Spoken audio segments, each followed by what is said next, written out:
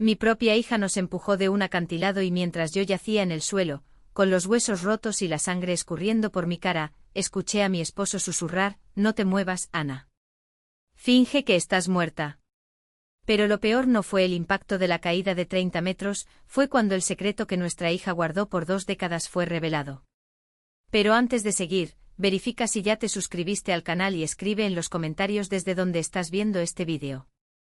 Nos encanta saber hasta dónde llegan nuestras historias. Nunca imaginé que a mis 58 años estaría fingiendo estar muerta para escapar de mis propios hijos. Durante 35 años construí lo que creía era una familia perfecta. Nuestras mañanas comenzaban con el aroma de café recién hecho y el sonido de las montañas de Oaxaca a lo lejos. Yo enseñaba literatura en la secundaria mientras Jorge creaba muebles artesanales en su carpintería.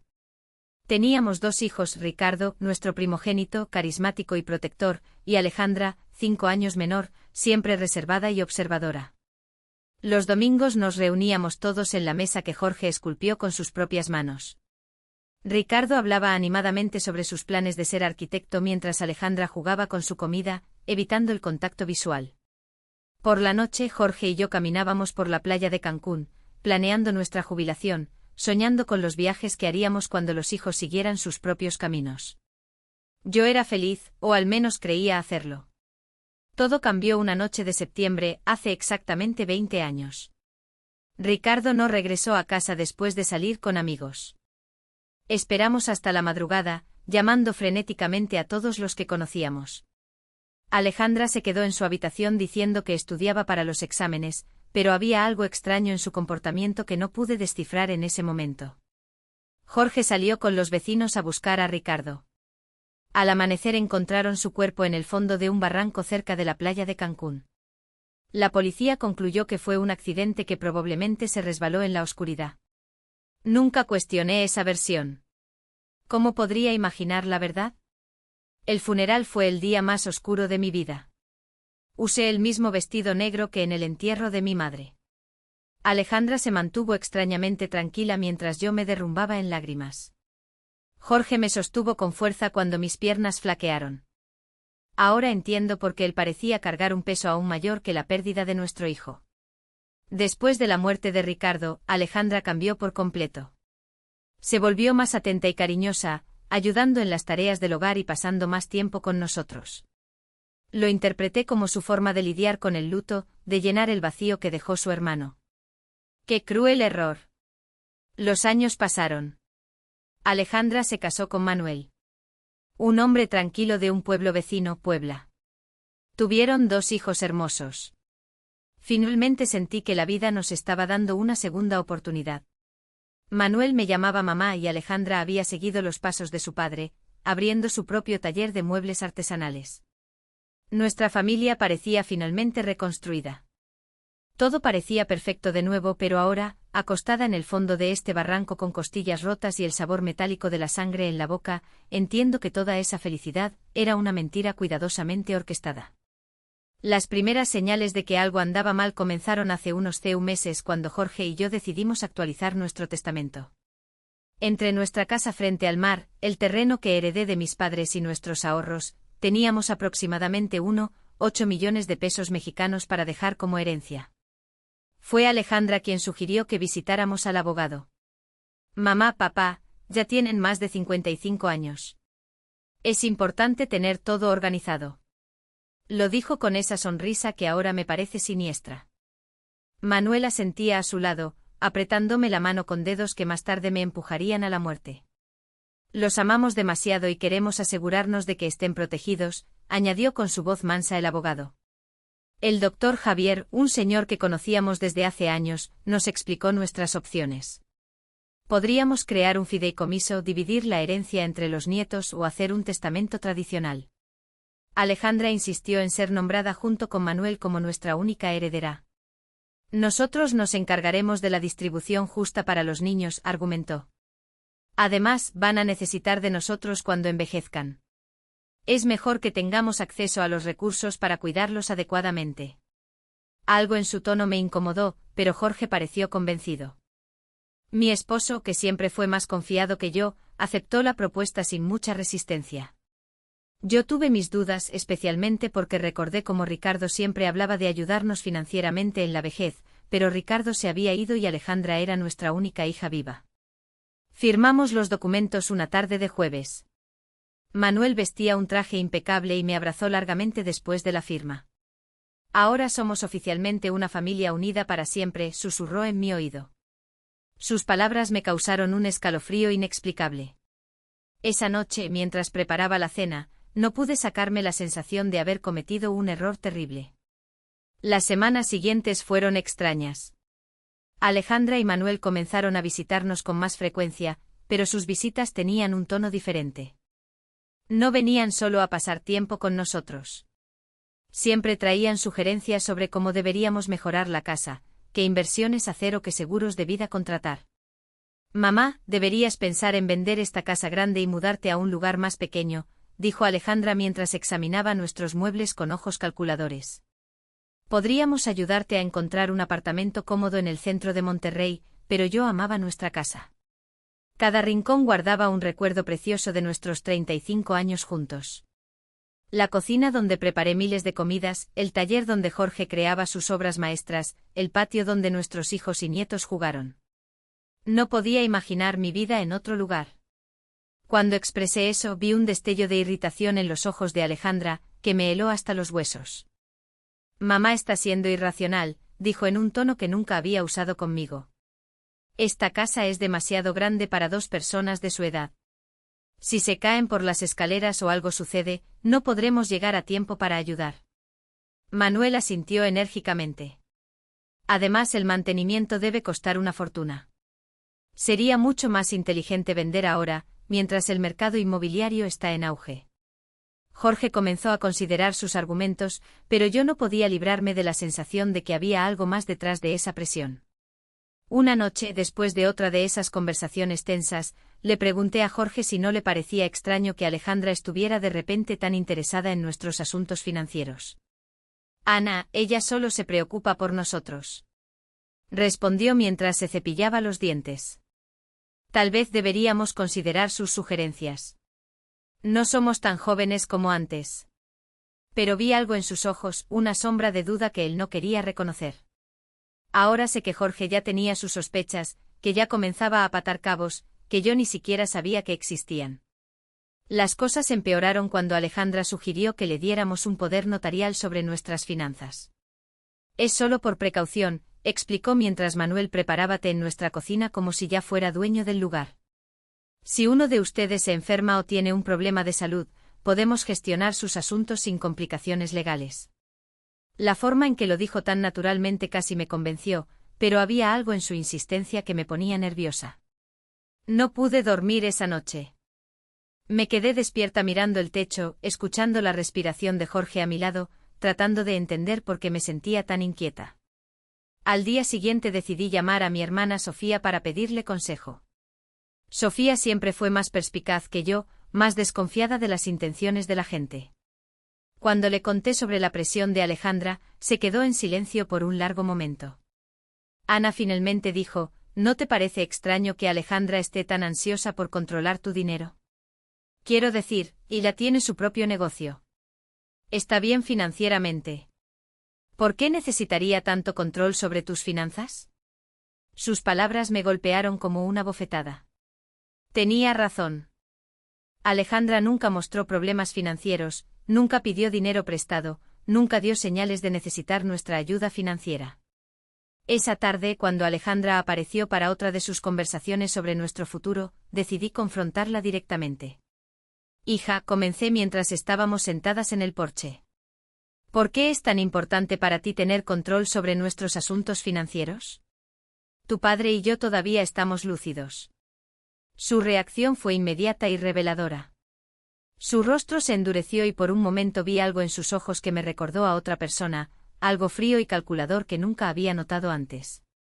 Mamá, no se trata de control, respondió con voz tensa. Se trata de amor, cuidado y responsabilidad familiar, pero la forma en que pronunció responsabilidad familiar sonó más como una amenaza que como una expresión de afecto. Manuel, que se había mantenido en silencio hasta entonces, intervino con su voz tranquila pero firme. Ana, solo queremos lo mejor para ustedes. Es doloroso verlos preocuparse por cosas que podríamos resolver fácilmente. Esa noche, después de que se fueron, Jorge y yo tuvimos nuestra primera discusión seria en años. Él pensó que yo estaba siendo paranoica, que estaba buscando problemas donde no existían. Yo insistí en que algo no estaba bien, que el comportamiento de nuestra hija había cambiado demasiado. Jorge, dije mientras lavábamos los platos. ¿Te acuerdas de cómo era Alejandra antes de que Ricardo muriera? Era diferente, más distante, más no sé explicarlo, pero había algo en ella que me asustaba. Mi esposo dejó de secar el plato que tenía en sus manos y me miró fijamente. En sus ojos vi algo que no había visto antes. Reconocimiento. Ana, dijo con voz muy baja, hay cosas sobre la muerte de Ricardo que nunca te conté. Mi corazón comenzó a latir tan fuerte que pensé que se me saldría del pecho. Las palabras de Jorge me golpearon como un rayo. ¿Qué hay sobre la muerte de Ricardo?, pregunté con voz temblorosa. Jorge se sentó pesadamente en una de las sillas de la cocina, la misma mesa donde compartimos miles de comidas en familia, donde Ricardo solía hacer su tarea y donde Alejandra siempre permanecía en silencio. Se pasó las manos por la cara como si intentara borrar recuerdos que lo atormentaban desde hacía 20 años. La noche que Ricardo murió, comenzó con voz ahogada. Alejandra no estaba en su habitación estudiando como nos dijo. La vi salir de la casa alrededor de las 8. La seguí porque algo en su actitud me preocupó. Andaba muy extraña en esos días, más agresiva, más resentida. Mi esposo se detuvo mirando sus manos como si la terrible verdad que había guardado por tanto tiempo estuviera escrita en ellas. Los vi discutiendo cerca del barranco. Ana, los escuché gritándose cosas horribles el uno al otro. Mi mundo comenzó a dar vueltas. Sobre qué estaban discutiendo susurré, aunque una parte de mí ya no quería saber la respuesta. Jorge levantó la vista y vi lágrimas en sus ojos. Lágrimas que ni siquiera derramó en el funeral de nuestro hijo mayor. Sobre dinero. Ana. Alejandra estaba furiosa porque Ricardo era el mayor, porque de acuerdo con las tradiciones de mi familia, él heredaría la mayoría de nuestros bienes. Pero había algo más, algo sobre un dinero que Ricardo había descubierto. ¿Qué dinero?, pregunté sintiendo que el suelo desaparecía bajo mis pies. Jorge suspiró profundamente antes de continuar. Días antes de morir, Ricardo vino a hablar conmigo al taller. Había descubierto que Alejandra estaba robando dinero de nuestros ahorros. Pequeñas cantidades al principio, pero luego sumas más grandes. Ricardo tenía pruebas, llevaba meses investigando. Mi mente se negó a procesar lo que estaba escuchando. Mi hija, a la que había sido tan atenta después de la muerte de Ricardo, la que nos ayudaba y cuidaba de nosotros, nos estaba robando desde antes de que su hermano muriera. ¿Por qué nunca me lo contaste?, le recriminé a Jorge sintiendo que la traición se multiplicaba. Porque cuando llegué al barranco esa noche ya era demasiado tarde, respondió con voz sofocada. Vi a Alejandra de pie junto al cuerpo de Ricardo. Nuestra hija estaba temblando, llorando y repitiendo una y otra vez. Fue un accidente. Fue un accidente. Me miró con esos ojos desesperados y me rogó que la ayudara. Papá, me dijo. Ricardo se resbaló cuando intentaba agarrarme. Yo solo me defendí y él perdió el equilibrio. Las lágrimas escurrieron por mi cara incontrolablemente. Pero le creíste, murmuré, aunque ya sabía la respuesta. Jorge asintió lentamente con una expresión de culpa que lo atormentaba desde hacía décadas. Era mi hija, Ana.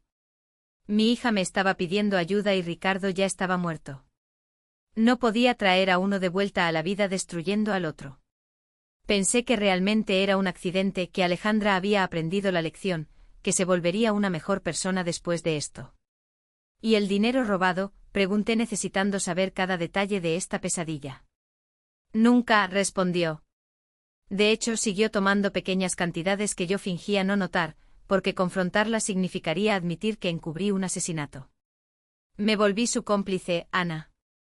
Cada vez que me quedaba en silencio, cada vez que fingía no ver las cuentas bancarias disminuir, me volvía más cómplice. La terrible realidad comenzó a tomar forma en mi mente. Es por eso que está tan interesada en controlar nuestras finanzas ahora, murmuré. No es porque le importemos, es porque quiere terminar lo que empezó hace 20 años. Jorge asintió gravemente. Y hay algo más, Ana, algo que descubrí hace un par de semanas. ¿Qué más podría haber?, pregunté sintiendo que mi corazón no soportaba más revelaciones. Jorge fue a su escritorio y tomó unos papeles que había escondido bajo otros documentos. Estuve investigando discretamente las finanzas de Alejandra. Su taller no va tan bien como ella quiere que creamos. De hecho, está al borde de la quiebra. Le debe más de 400,000 pesos mexicanos a varios bancos y proveedores. Los papeles temblaron en mis manos mientras leía los números. Alejandra no era la empresaria exitosa que fingía ser. Era una persona desesperada que vivía de mentiras y dinero robado durante décadas. ¿Manuel sabe de todo esto?, pregunté recordando su sonrisa tranquila y sus cálidos abrazos. Estoy seguro de que sí, respondió Jorge. Noté cómo dirige las conversaciones cuando hablan de nuestro dinero, cómo hace preguntas específicas sobre nuestros ahorros, el valor de la casa, nuestras pólizas de seguro. No son preguntas inocentes, Ana. Son preguntas de alguien que está calculando exactamente cuánto vale nuestra muerte. Esa frase me heló hasta los huesos. Nuestra muerte, repetí en un susurro.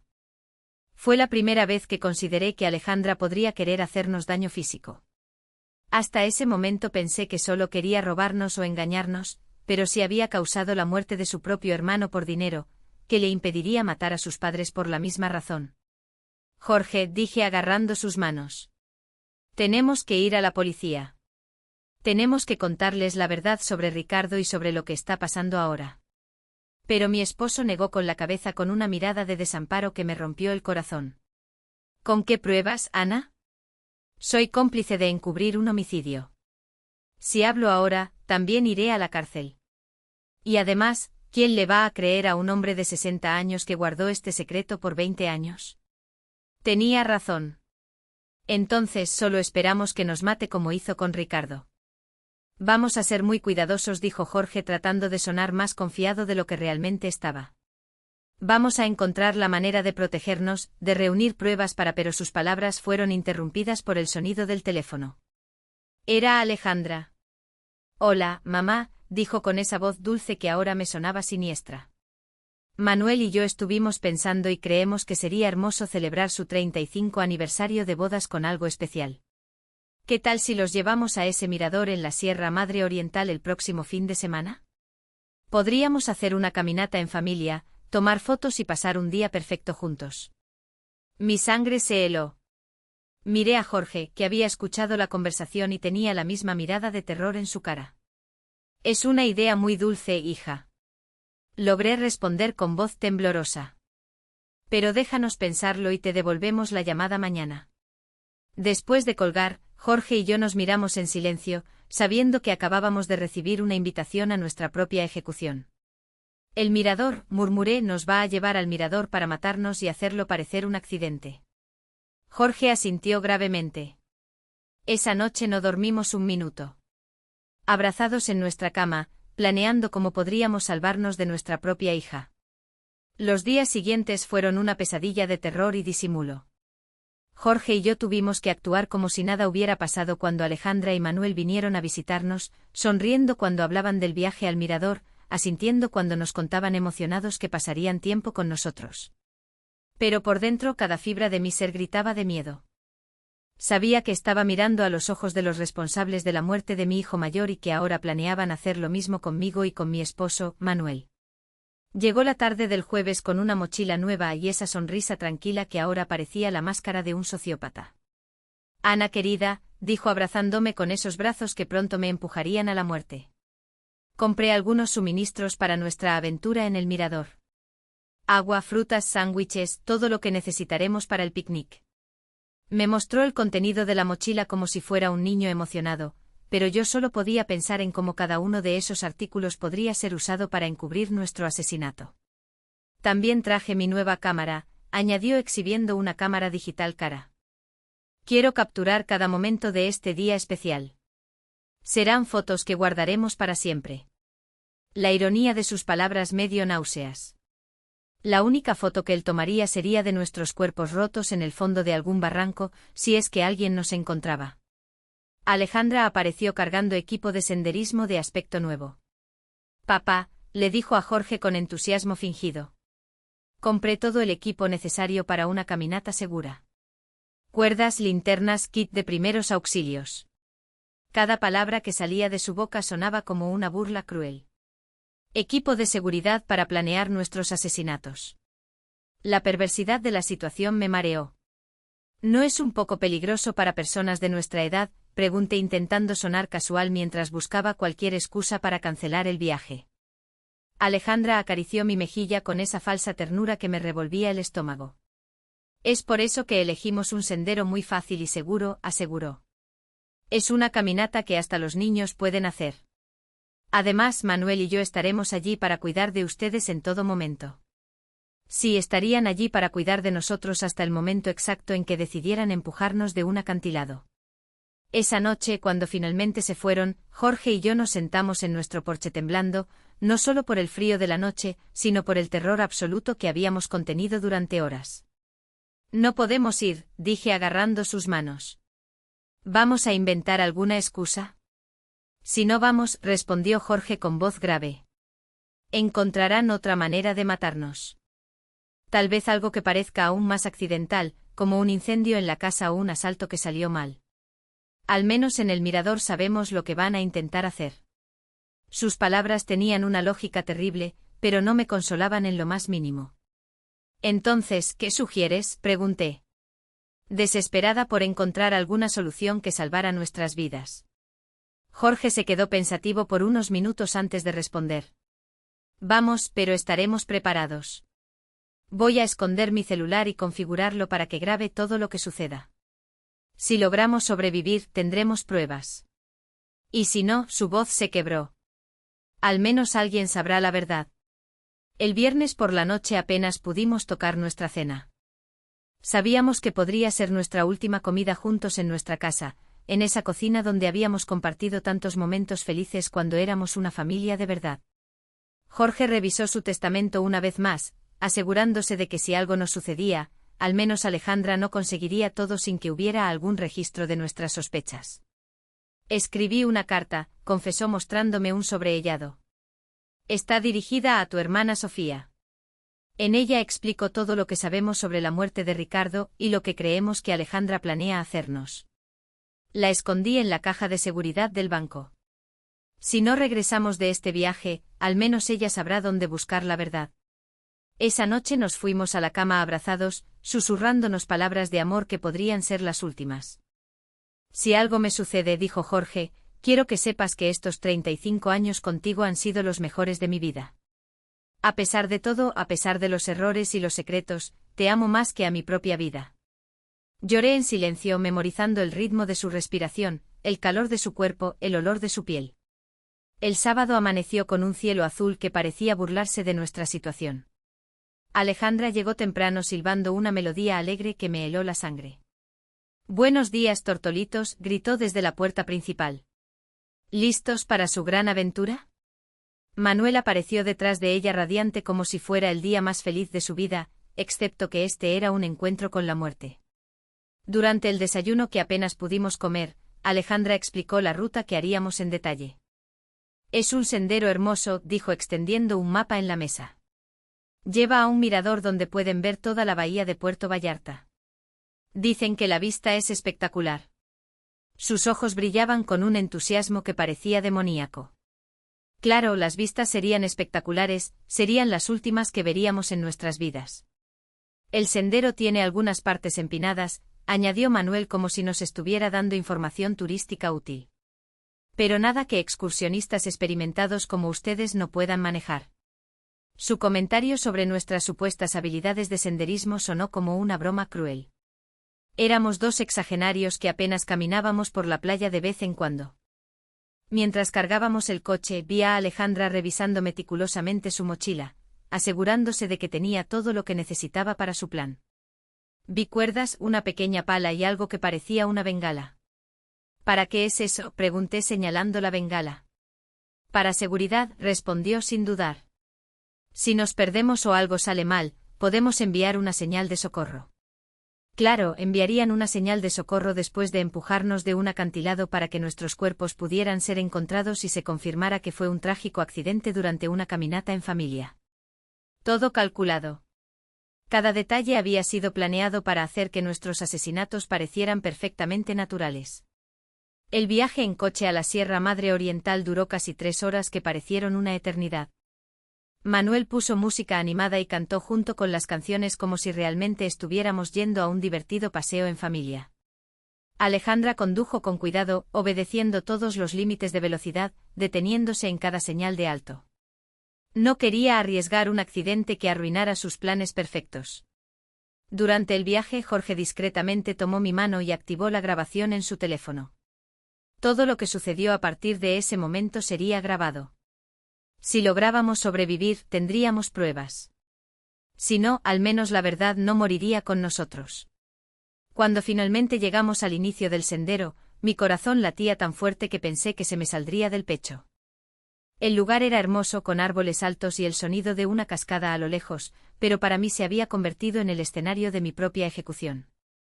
Alejandra y Manuel sacaron sus mochilas del coche, sonriendo y bromeando como si fuera el día más feliz de sus vidas. ¿Listos para la aventura?, preguntó Alejandra. Y por primera vez en 20 años vi el mismo brillo frío en sus ojos que debió tener la noche que Ricardo murió. El sendero comenzó relativamente fácil, serpenteando entre árboles frondosos y rocas cubiertas de musgo. Manuel caminaba delante de nosotros constantemente tomando fotos y comentando sobre la belleza del paisaje. «Miren esas flores silvestres», exclamó señalando arbustos llenos de flores moradas. «Y esa formación rocosa, increíble». Su actuación era perfecta, la de un yerno amoroso disfrutando de un día especial con sus suegros.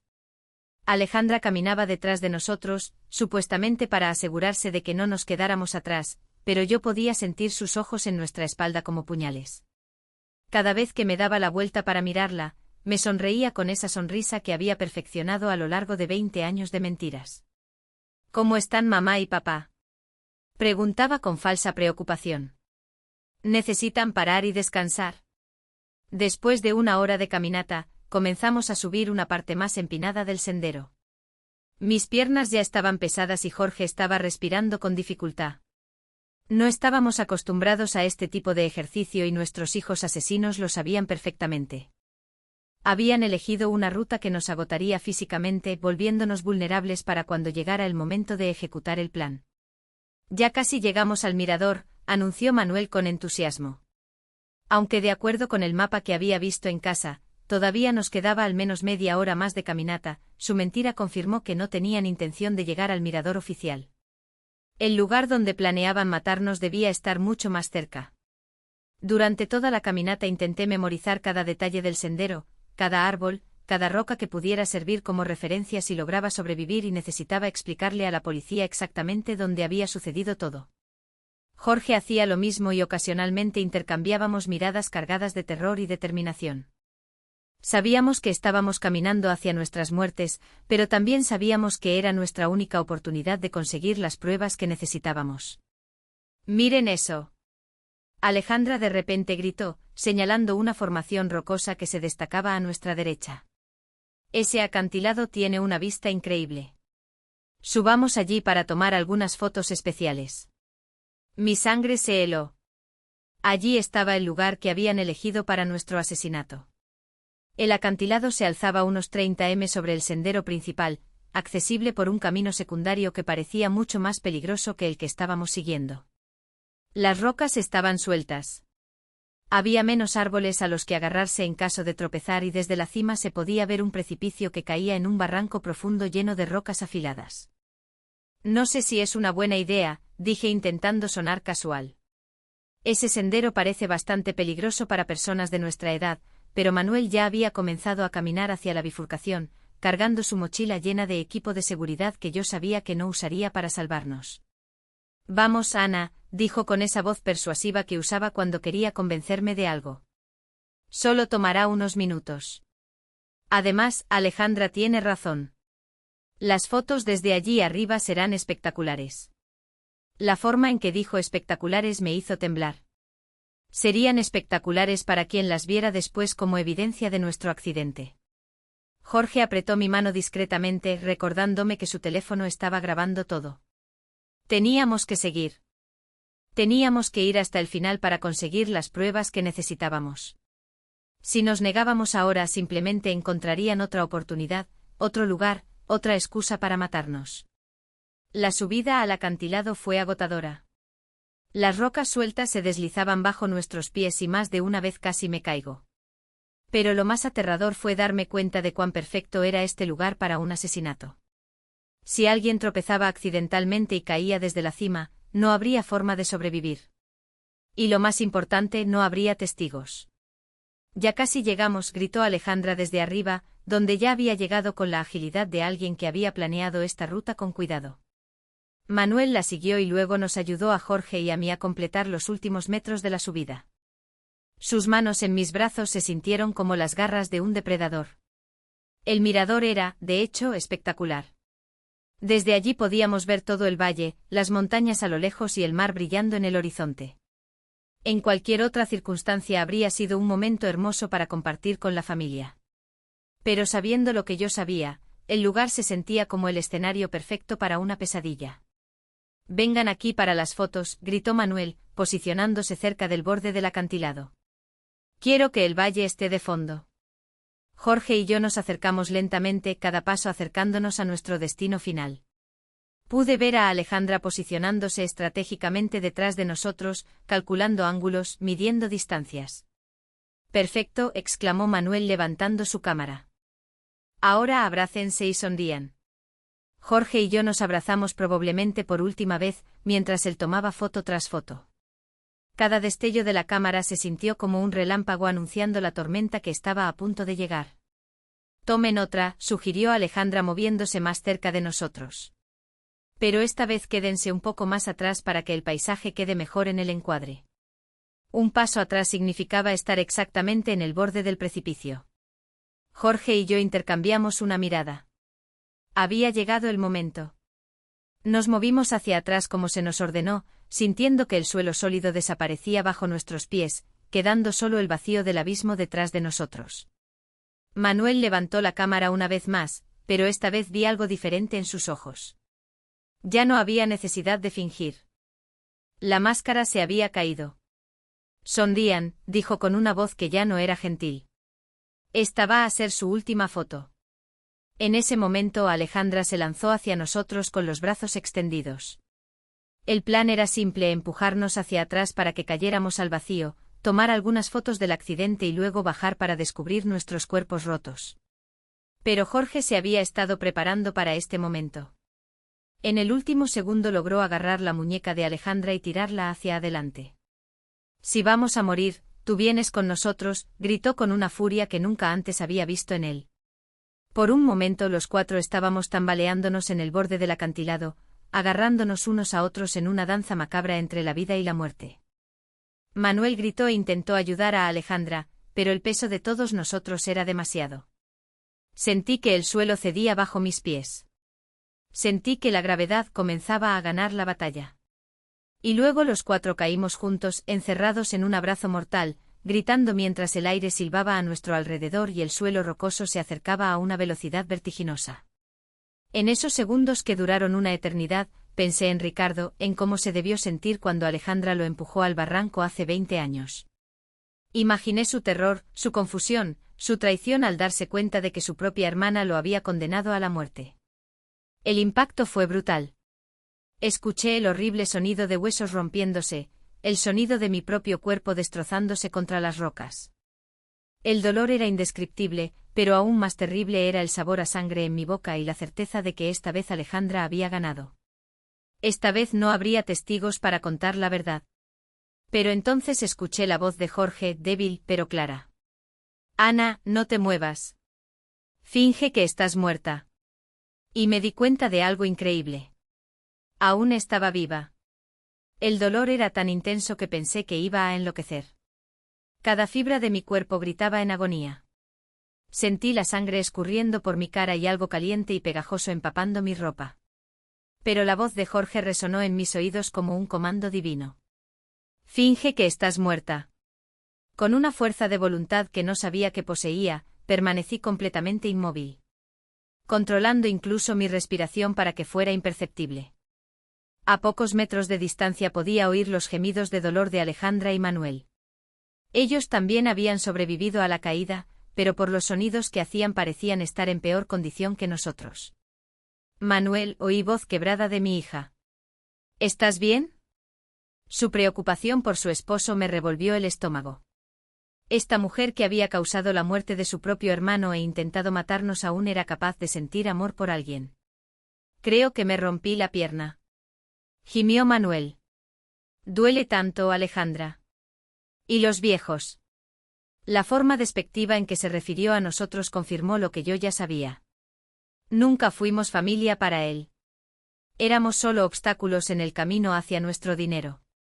Escuché movimiento como si Alejandra estuviera gateando en nuestra dirección. Mi corazón latía tan rápido que tuve miedo de que ella pudiera oírlo. Están muertos, anunció después de unos minutos que parecieron horas. Ambos tienen los ojos abiertos, pero no están respirando. Su mentira me llenó de una extraña esperanza. Si creía que estábamos muertos, tal vez tendríamos una oportunidad. Perfecto, susurró Manuel con una satisfacción que me heló la sangre. Funcionó exactamente como lo planeamos. Bueno, excepto por la parte en que nosotros caímos también, respondió Alejandra con una risa amarga. Al menos ya no tendremos que fingir que los amamos más. En los minutos siguientes, que parecieron una eternidad, Alejandra y Manuel discutieron su situación. Ambos estaban heridos, pero podían moverse. El plan ahora era arrastrarse hasta encontrar un lugar desde donde pudieran pedir ayuda y luego contar la historia de cómo habían sobrevivido milagrosamente a un trágico accidente que había matado a sus pobres padres. Recuerda la historia, le dijo Alejandra a Manuel. Estábamos tomando fotos cuando una roca se soltó bajo los pies de papá. Él tropezó y tratando de agarrarse jaló a mamá con él. Nosotros intentamos ayudar, pero caímos también. Es importante que nuestras historias coincidan. Lo sé, respondió Manuel. Lo practicamos 100 veces. Somos los sobrevivientes traumatizados de una tragedia familiar. Pobres de nosotros. Perdimos a nuestros queridos suegros en un horrible accidente. Su actuación era tan convincente que si yo no hubiera vivido la verdad, habría creído cada palabra. Gradualmente sus voces se desvanecieron mientras se arrastraban hacia lo que esperaban que fuera la salvación.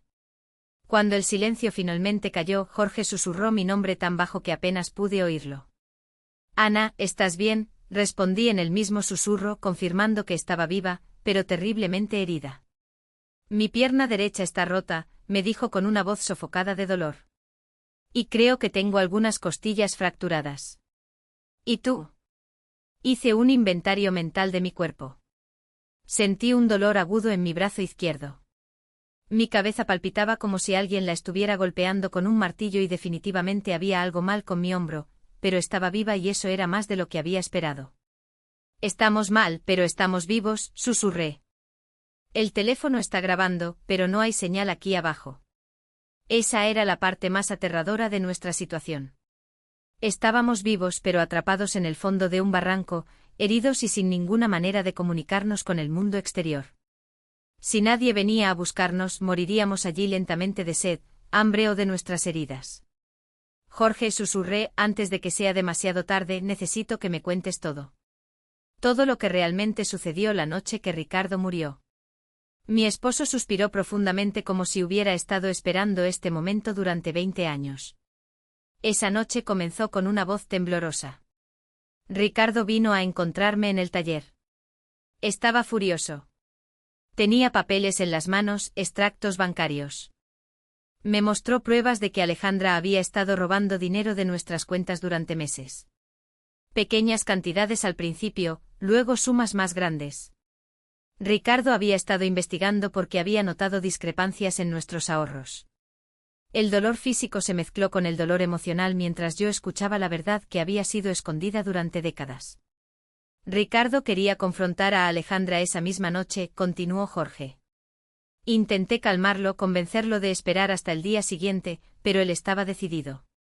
Dijo que no podía dormir sabiendo que su hermana menor nos estaba robando.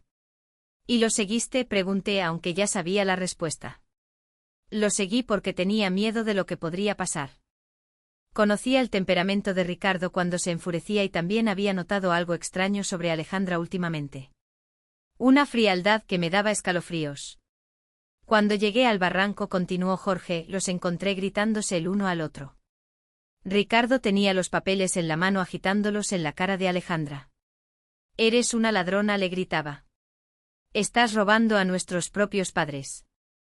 Alejandra lo negaba todo. Decía que Ricardo estaba loco, que estaba inventando cosas. Mi corazón se aceleró mientras imaginaba la escena. Mis dos hijos enfrentándose en la oscuridad, uno acusando al otro de traición. ¿Qué pasó después?, pregunté, aunque una parte de mí no quería saberlo. Jorge se detuvo por un largo tiempo antes de continuar. Ricardo le dijo que si no devolvía el dinero y nos confesaba todo, él mismo nos diría la verdad. Alejandra se puso furiosa. Gritó que Ricardo siempre había sido el favorito, que siempre había tenido todo fácil, que era hora de que las cosas cambiaran. Y entonces la voz de Jorge se quebró. Alejandra empujó a Ricardo. No fue un accidente. Ella lo empujó con toda su fuerza deliberadamente. Las lágrimas corrieron por mi cara, mezclándose con la sangre de mis heridas. ¿Por qué nunca me dijiste la verdad?, pregunté sintiendo una mezcla de rabia y desesperación. Jorge suspiró profundamente porque cuando llegué a donde estaba Alejandra, ella lloraba, temblaba, me decía una y otra vez que había sido un accidente, que no había tenido la intención de hacerlo. Me rogó que no te dijera nada, que no podía perderte a ti también. Pero sabías que era mentira, murmuré sintiendo que el peso de la traición se profundizaba. Sí, pero era mi hija Ana, mi única hija sobreviviente. ¿Cómo podía entregarla a la policía? ¿Cómo podía destruir lo que quedaba de nuestra familia? Su justificación dolió tanto como mis lesiones físicas y el dinero robado. Continué. Alejandra prometió que lo devolvería poco a poco. Juró que había sido una mala decisión, que estaba desesperada, que nunca volvería a suceder. Pero nunca devolvió un solo centavo. De hecho, siguió robando y yo seguí en silencio porque cada día que pasaba me volvía más cómplice de su crimen. En ese momento escuchamos voces a lo lejos. Alejandra y Manuel habían logrado encontrar ayuda. Pronto los equipos de rescate estarían aquí y nuestros hijos asesinos interpretarían el papel de sus vidas. Los sobrevivientes traumatizados de una tragedia familiar. Las voces se hicieron cada vez más cercanas, acompañadas por el sonido de helicópteros sobrevolando el área. El equipo de rescate había llegado y con ellos vino el momento más crucial de nuestras vidas. Jorge y yo teníamos que tomar una decisión en cuestión de minutos. ¿Deberíamos seguir fingiendo que estábamos muertos hasta que encontráramos la oportunidad perfecta para revelar la verdad? ¿O arriesgarnos a ser rescatados junto con nuestros asesinos? Ana, Jorge susurró urgentemente. El teléfono grabó todo lo que sucedió allí arriba. Tenemos la confesión de Manuel sobre el plan. Tenemos a Alejandra admitiendo que somos obstáculos. Lo tenemos todo, pero si nos encuentran vivos ahora, pueden destruir las pruebas antes de que logremos entregarlas a las autoridades. Tenía razón. Si Alejandra y Manuel se daban cuenta de que habíamos sobrevivido y oído sus confesiones, encontrarían la manera de silenciarnos para siempre. Esta vez no sería un accidente, sería algo mucho más directo y definitivo. Teníamos que esperar el momento perfecto. «Están aquí abajo», gritó la voz de Alejandra desde arriba. «Mis padres, por favor, den prisa». Su actuación era perfecta, su voz quebrada de dolor y desesperación. Si yo no conociera la verdad, habría creído que era una hija devastada por la pérdida de sus padres. «Señora, mantenga la calma», respondió una voz autoritaria que debió pertenecer al líder del equipo de rescate. «Vamos a bajar para evaluarlos. Usted y su esposo pueden moverse». Oí el sonido de cuerdas y equipos siendo preparados para el descenso. Manuel había perfeccionado su papel como el yerno de luto. «No puedo creer que esto haya pasado», soy yo. Estábamos tomando fotos. Tan felices. Todo sucedió tan rápido. Una roca se soltó y ellos cayeron. Cada palabra era una puñalada en mi corazón porque yo sabía que él repetiría esas mismas mentiras a la policía, a los medios, a cualquiera que quisiera escuchar su versión de los eventos. Los socorristas comenzaron a bajar. Podía oír sus voces acercándose, el sonido de las botas contra la roca, el tintineo del equipo. Jorge discretamente me apretó la mano, recordándome que teníamos que mantener la actuación sin importar lo que sucediera. «Están aquí», gritó uno de los socorristas al encontrarnos. «Tenemos a 2 personas en el fondo del barranco». Se acercó a nosotros y comenzó a examinarnos. Mantuve mis ojos cerrados y mi respiración tan superficial que era casi imperceptible. Sentí sus manos buscando un pulso en mi cuello, su oído cerca de mi boca tratando de detectar la respiración. «Este todavía tiene pulso débil», anunció refiriéndose a Jorge. «La mujer, no estoy seguro. Necesito al equipo médico aquí abajo de inmediato». Mi corazón se aceleró. El plan estaba funcionando. Creerían que Jorge estaba al borde de la muerte, pero aún vivo, mientras yo estaría lo suficientemente cerca de la muerte como para no ser una amenaza inmediata. En los minutos siguientes, que parecieron horas, los paramédicos trabajaron en nosotros. Sentí que me ponían una máscara de oxígeno, revisaban mis heridas y me sujetaban a una camilla. Todo el tiempo tuve que luchar contra cada instinto de mi cuerpo que me gritaba que abriera los ojos, que pidiera ayuda, que dejara de fingir. «El hombre está estable, pero en estado crítico». Oí a uno de los paramédicos informar por la radio. «La mujer está en estado muy grave, pulso casi imperceptible. Necesitamos transportarlos al hospital inmediatamente». «Perfecto». Nos llevarían al hospital donde tendríamos la oportunidad de hablar con las autoridades sin que Alejandra y Manuel pudieran silenciarnos. Durante la subida en las camillas pude oír los sollozos de Alejandra y las palabras de consuelo que los socorristas le ofrecían a ella y a Manuel. «Fuiste tan valiente por sobrevivir a esto», le dijo alguien. «Es un milagro que estés relativamente bien. Si supieran que el verdadero milagro era que Jorge y yo estábamos vivos para contar la verdad». En el helicóptero médico, mientras volábamos hacia el hospital, podía sentir la presencia de Jorge en la camilla a mi lado. Los paramédicos estaban enfocados en mantenerlo estable y por sus conversaciones entendí que él estaba en estado crítico. Sus lesiones eran más serias que las mías y por un momento terrible temí que él pudiera morir antes de que tuviéramos la oportunidad de revelar la verdad. «Señora», oí a uno de los paramédicos decirme, «si puede oírme, aguante. Estaremos en el hospital en unos minutos». Su voz era amable, llena de una compasión genuina que contrastaba dramáticamente con la falsedad que yo había estado oyendo de mi propia familia. Cuando llegamos al hospital en Ciudad de México, el caos fue inmediato. Médicos y enfermeras corrían de un lado a otro, gritando órdenes médicas que yo no entendía. Fui llevada directamente a una sala de emergencias donde comenzaron a trabajar en mis lesiones. Tuve que seguir fingiendo que estaba inconsciente, pero también necesitaba encontrar una manera de comunicarme con alguien en quien pudiera confiar. «Doctora», oí a una enfermera decir, «los signos vitales de ella son extraños. El pulso es más fuerte de lo que esperaríamos para alguien en su supuesta condición». Mi corazón dio un brinco. Me habían descubierto. Yo era tan mala actriz que mi propio cuerpo me estaba traicionando. «Sucede a veces en casos de trauma extremo». La médica respondió. «El cuerpo tiene formas misteriosas de aferrarse a la vida. Vamos a mantener un control estricto. Las próximas horas serán cruciales». Alejandra hizo un sonido que supuestamente era un soy de dolor, pero para mí sonó como un suspiro de alivio. «¿Podemos verlos?», preguntó Manuel. «Solo por unos minutos. Necesitamos despedirnos en caso de que algo suceda». La médica asintió y pronto oí pasos acercándose a mi cama. Era el momento más peligroso de todos. Tenía que convencer a mis asesinos de que estaba realmente muriendo. Sentí la presencia de Alejandra junto a mi cama.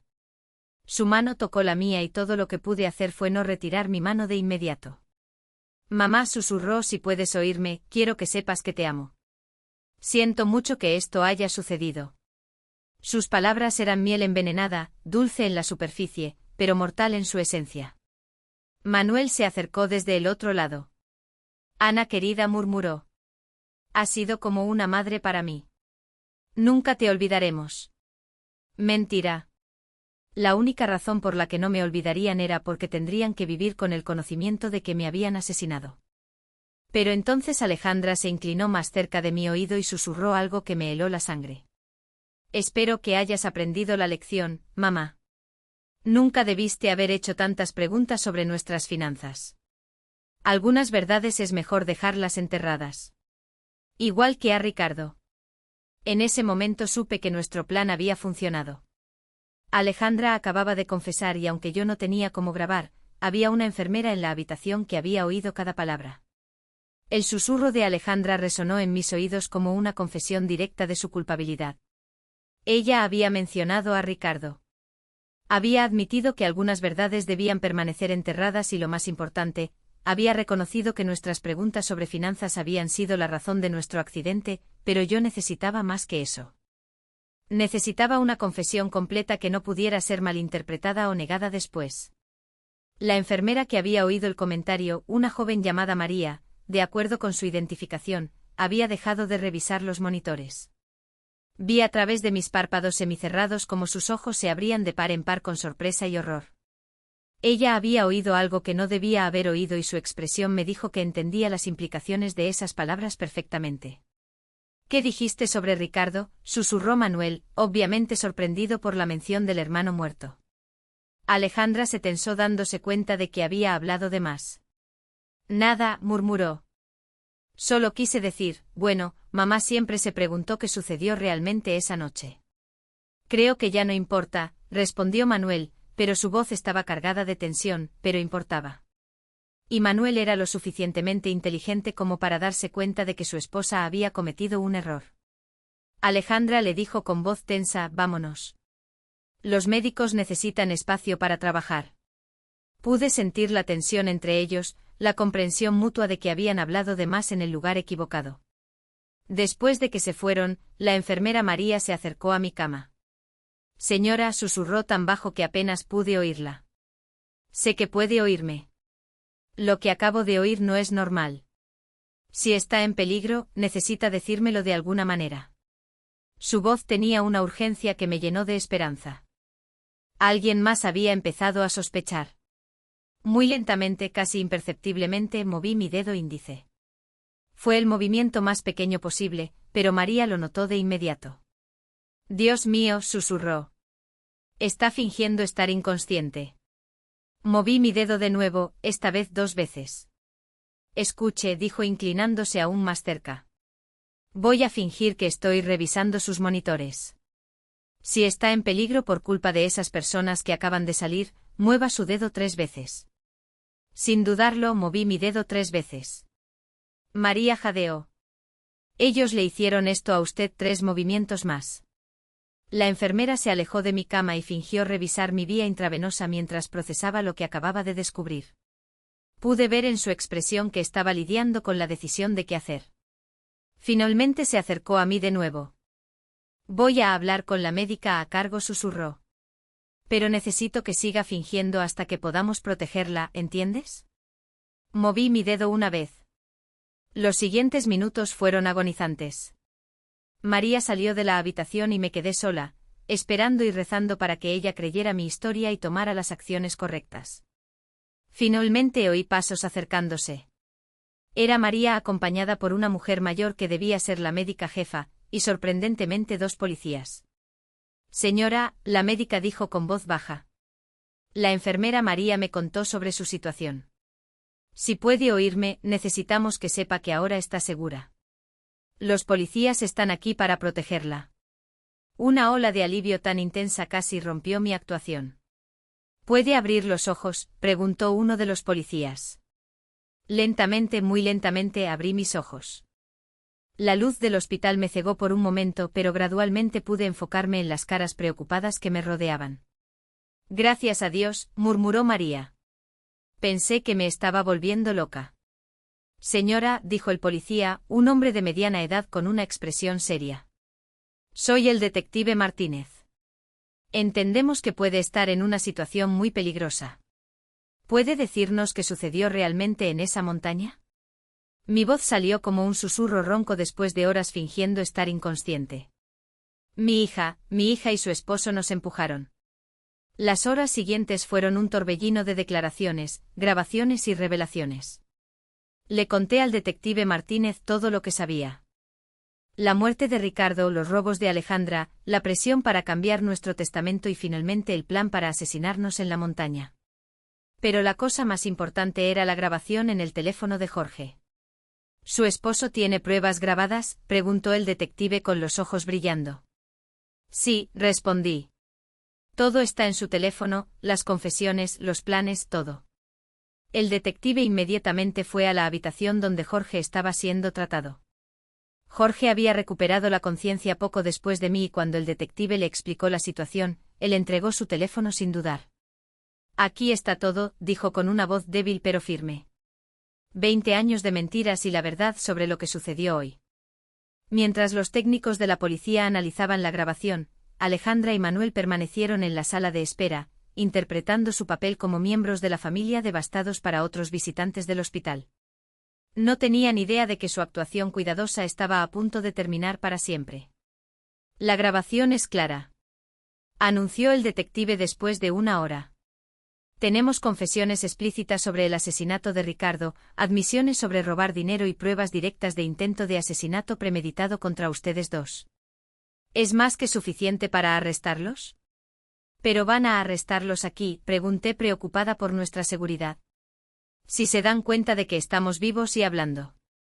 El detective asintió, entendiendo mi preocupación. Ya tenemos policías en posición.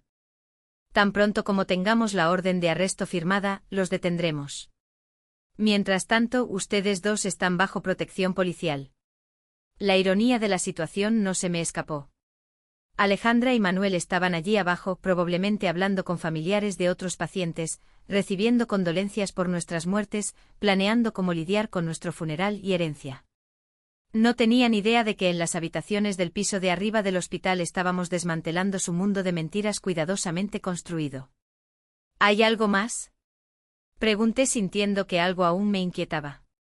El detective tomó una carpeta de papeles. Después de escuchar su historia, investigamos preliminarmente las finanzas de su hija. No solo está en bancarrota como usted sospechaba, sino que también le debe dinero a algunas personas muy peligrosas, usureros que no aceptan excusas. Mi sangre se heló.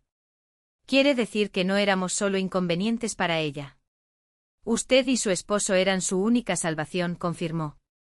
Con su herencia ella podría pagar sus deudas y empezar de nuevo. Sin ustedes, ella probablemente estaría muerta en unas semanas. Esa revelación añadió una nueva dimensión a la traición. Ella no nos veía solo como obstáculos, nos veía como su salvación financiera. Nuestra muerte no era solo conveniente para ella, era absolutamente necesaria para su supervivencia. ¿Y qué va a pasar con nuestros nietos?, pregunté sintiendo una nueva ola de dolor al pensar en los niños inocentes de Alejandra y Manuel. Los servicios sociales asumirán la custodia temporal de ellos. El detective respondió amablemente, pero por lo que entiendo, usted podría solicitar la tutela tan pronto como se recupere de sus lesiones. La idea de criar a los hijos de nuestros propios asesinos era abrumadora, pero también era la única manera de asegurar que algo bueno saldría de esta pesadilla.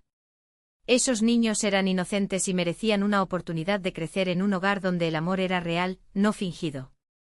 Es hora, anunció el detective cuando un policía entró en la habitación con papeles en las manos. Las órdenes están firmadas. Vamos a arrestarlos ahora. A través de la ventana de mi habitación que daba al vestíbulo del hospital, pude ver a los policías posicionándose discretamente. El momento que había esperado durante 20 años finalmente había llegado. Alejandra y Manuel. Oí la voz firme del policía a cargo. Están arrestados por el asesinato de Ricardo y por el intento de asesinato de Ana y Jorge. El silencio que siguió fue ensordecedor. Luego la voz histérica de Alejandra. ¿De qué está hablando? Nosotros somos las víctimas aquí. Nuestros padres murieron en un accidente. Señora. El policía respondió con calma. Sus padres están vivos y han proporcionado pruebas completas de sus crímenes. Hubo un momento de silencio absoluto seguido por un grito de desesperación de Manuel. Eso es imposible. Nosotros los vimos morir. Estaban muertos. Su confesión involuntaria fue capturada por las grabadoras de la policía, añadiendo otra pieza de evidencia al caso. Por la radio oía a Alejandra comenzar a culpar a Manuel. Todo fue idea de él. Yo no quería hacer nada de esto. Él me obligó. Y Manuel, en su desesperación, gritó: tú fuiste quien sugirió el acantilado. Tú planeaste todo esto desde el principio. En cuestión de minutos, la alianza que había durado por años se desmoronó mientras cada uno intentaba salvar su propia piel. El detective Martínez regresó a mi habitación una hora después con una expresión de satisfacción mezclada con tristeza. Están arrestados y de camino a la comisaría, informó. Ambos están tratando de culpar al otro, lo que solo fortalece nuestro caso. Pero hay algo más que necesito decirle. ¿Qué más?, pregunté, aunque no estaba segura de si mi corazón aguantaba más revelaciones. Durante el arresto encontramos esto en el bolso de su hija, dijo mostrándome una pequeña grabadora digital. Aparentemente ella había estado grabando las conversaciones con usted y con su esposo en las últimas semanas, probablemente buscando pruebas de que ustedes sospechaban de algo. Mi sangre se heló. ¿Qué significa eso? El detective suspiró. Significa que ella sabía que ustedes estaban empezando a descubrir la verdad. El viaje a la sierra no fue una decisión espontánea, fue una respuesta directa a sus sospechas. En una de las grabaciones se puede oír claramente a Manuel diciéndole a ella: necesitamos actuar rápido antes de que ellos vayan a la policía. La profundidad de la planificación y la frialdad del cálculo me dejaron sin aliento. No solo habían planeado matarnos, habían estado monitoreando nuestras conversaciones, evaluando el nivel de peligro que representábamos para ellos. Éramos ratones en un laberinto y ellos habían sido los científicos observando cada uno de nuestros movimientos. Hay una cosa más, el detective continuó, que encontramos en la investigación de sus finanzas. Su hija no solo le debía dinero a usureros peligrosos, sino que también había falsificado su firma en varios documentos, intentando acceder a sus cuentas bancarias. Si ustedes hubieran muerto en ese barranco, ella habría tenido acceso inmediato a todos sus recursos. Cada nueva revelación era como otra puñalada. Mi propia hija no solo había planeado asesinarme, había estado robándome activamente, falsificando mi firma y violando cada principio de confianza familiar que yo había intentado inculcarle. ¿Cuánto dinero robó en total?, pregunté, aunque no estaba segura de si quería saber. Cerca de 180,000 pesos mexicanos en los últimos 3 años, el detective respondió. Pequeñas cantidades que ella pensó que usted no notaría, pero que cuando se suman totalizan una cantidad significativa. El dinero que Jorge y yo habíamos ahorrado a lo largo de décadas de trabajo duro, centavo por centavo, había sido el financiamiento de la vida de lujo de nuestra hija mientras ella planeaba nuestro asesinato. Los días siguientes en el hospital fueron un torbellino de entrevistas con la policía, visitas de abogados y llamadas de los medios que habían captado la historia. La prensa local había titulado el caso como la traición familiar más horrible de la década y reporteros de todo el país querían oír nuestra versión de los eventos. Mi hermana Sofía llegó de Guadalajara llorando y abrazándome como si no me hubiera visto en décadas. Ana me dijo varias veces. Siempre supe que había algo extraño sobre Alejandra después de la muerte de Ricardo, pero nunca imaginé que ella fuera capaz de esto. Sus palabras me confortaron porque confirmaron que mis instintos maternales no habían sido completamente ciegos. ¿Y los niños? Pregunté sobre mis nietos que ahora estaban bajo la custodia temporal de los servicios sociales. Los visité ayer. Sofía respondió tristemente. Están confundidos preguntando por qué sus padres no pueden volver a casa. Son demasiado jóvenes para entender lo que realmente sucedió. La abogada que contratamos, la doctora Elena, una mujer competente y compasiva, vino a vernos con noticias sobre el proceso legal. El caso es sólido, nos aseguró. Con las grabaciones, las confesiones durante el arresto y todas las pruebas financieras, es casi imposible que escapen de condenas significativas. Pero entonces añadió algo que me heló hasta los huesos. Sin embargo, están tratando de negociar una declaración de culpabilidad menor, alegando que fue un crimen pasional, no premeditado. ¿Un crimen pasional?, exclamé indignada. Ellos planearon esto durante semanas, compraron equipo especial y eligieron el lugar perfecto. La doctora Elena asintió gravemente. Lo sé. Y tenemos pruebas de la premeditación, pero sus abogados van a argumentar que fue una decisión desesperada tomada bajo extrema presión financiera. La idea de que pudieran recibir sentencias reducidas por sus crímenes me llenó de furia. Habían matado a Ricardo, habían intentado asesinarnos, habían robado nuestro dinero durante años y ahora querían presentarse como víctimas de las circunstancias. ¿Qué podemos hacer para asegurarnos de que reciban lo que se merecen?, pregunté. Testificar. La doctora Elena respondió simplemente: su testimonio combinado con todas las pruebas será crucial para que el jurado entienda la verdadera naturaleza de estos crímenes. Pero les advierto, será emocionalmente devastador enfrentar a su hija en la corte. Tenía razón. La idea de mirar a Alejandra a los ojos durante el juicio, de oír a sus abogados tratando de justificar lo injustificable, de revivir públicamente cada momento de esta pesadilla, era abrumadora, pero era lo que yo tenía que hacer por Ricardo, por nosotros y por mis nietos, que merecían saber la verdad sobre sus padres. 3 semanas después del arresto, Jorge y yo finalmente pudimos ir a casa. Nuestras heridas se habían curado lo suficiente para permitirnos movernos, aunque él todavía necesitaba muletas, y yo tenía mi brazo en un cabestrillo. La casa se sentía extraña, como si fuera el escenario de una obra después de que todos los actores se habían ido.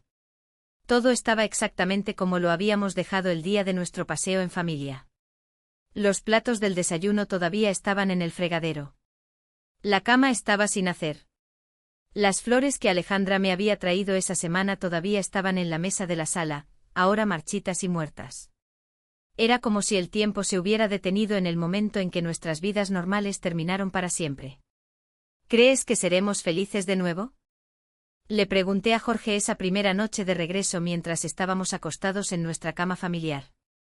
Él me abrazó con su brazo no herido y suspiró profundamente. No lo sé, Ana, dijo, pero estamos vivos. Tenemos la verdad de nuestro lado y por primera vez en 20 años no tenemos que vivir con secretos. El juicio comenzó 6 meses después. El día que tuve que testificar, miré a Alejandra directamente a los ojos por primera vez desde el arresto. No vi remordimiento ni dolor. No vi a la hija que había criado. Vi a una extraña, fría y calculadora, que se había disfrazado como mi hija durante décadas. Cuando terminé mi testimonio, después de recontar cada detalle horrible de nuestra experiencia, me dirigí a ella directamente desde el banquillo de los testigos. Alejandra, no sé quién eres, pero ya no eres mi hija. Mi hija murió la noche que mataste a Ricardo y lo que ha vivido en su lugar durante 20 años es un monstruo que yo, sin saberlo, ayudé a crear. El jurado deliberó durante 2 días antes de encontrar a Alejandra culpable de homicidio intencional por la muerte de Ricardo y de intento de homicidio agravado por lo que nos hizo a nosotros. Manuel recibió la misma condena como cómplice. Ambos fueron sentenciados a 30 años de prisión sin derecho a libertad condicional anticipada. Ahora, 1 año después, Jorge y yo iniciamos el proceso de adopción formal de nuestros nietos. Son niños hermosos e inocentes que merecen una oportunidad de crecer sabiendo lo que es el amor verdadero, no el amor manipulador y tóxico que recibieron de sus padres biológicos. Todas las noches cuando los acuesto les cuento historias sobre el tío Ricardo, el tío que nunca conocieron. Les cuento sobre su bondad, su honestidad, su sueño de ser arquitecto y construir casas para familias felices. Les cuento cómo era valiente y cómo intentó proteger a los que amaba, incluso cuando eso lo puso en peligro. No les cuento sobre la traición, sobre la caída, sobre el impacto que le quitó la vida. Son demasiado jóvenes para cargar con esa carga. Tal vez un día, cuando sean mayores, les cuente toda la verdad. Pero por ahora quiero que crezcan sin el peso del legado sombrío de sus padres. Todavía me despierto por la noche, a veces sudando y gritando, reviviendo el momento de la caída. Jorge también tiene pesadillas. Nos abrazamos en la oscuridad, recordándonos el uno al otro que estamos vivos. Que sobrevivimos, que la verdad finalmente salió a la luz, decidimos vender la casa. Hay demasiados recuerdos aquí, tanto buenos como horribles. Compramos una casa más pequeña cerca de la playa, donde el sonido constante de las olas nos ayuda a dormir mejor. Una casa nueva para un nuevo comienzo. La cicatriz en mi hombro todavía me duele cuando cambia el tiempo. La rodilla de Jorge nunca se recuperó por completo. Estas son las cicatrices físicas que llevamos. Las emocionales son mucho más profundas. A veces me encuentro mirando viejas fotos de familia. Alejandra sonriendo en su 10º cumpleaños. Ricardo enseñándole a andar en bicicleta. Los 4 juntos en un picnic en la playa. Intento entender cómo algo tan hermoso pudo transformarse en algo tan monstruoso. ¿Cómo no vi las señales, los pequeños momentos que podrían haberme alertado sobre lo que estaba por venir? Pero luego me recuerdo que el amor puede hacernos ciegos, que a veces no queremos ver la verdad porque duele demasiado, que confiamos en aquellos que amamos, incluso cuando deberíamos cuestionar. Nunca visité a Alejandra en la cárcel. No puedo hacerme mirar a los ojos de la mujer que mató a mi hijo e intentó matarme. Jorge fue una vez, pero regresó más silencioso que nunca. Dijo solo que ella no mostró remordimiento, solo rabia por haber sido atrapada. Manuel escribió cartas pidiendo perdón, diciendo que estaba bajo la influencia de Alejandra, que no era el mismo. No respondimos. Algunas traiciones son demasiado grandes para ser perdonadas. Los años pasarán, nuestros nietos crecerán, el dolor tal vez disminuya un poco, pero la verdad permanecerá. La verdad sobre cómo la codicia puede corromper incluso los lazos familiares más sagrados, sobre cómo el silencio puede proteger a los monstruos. Sobre cómo a veces necesitamos fingir estar muertos para finalmente vivir en la verdad.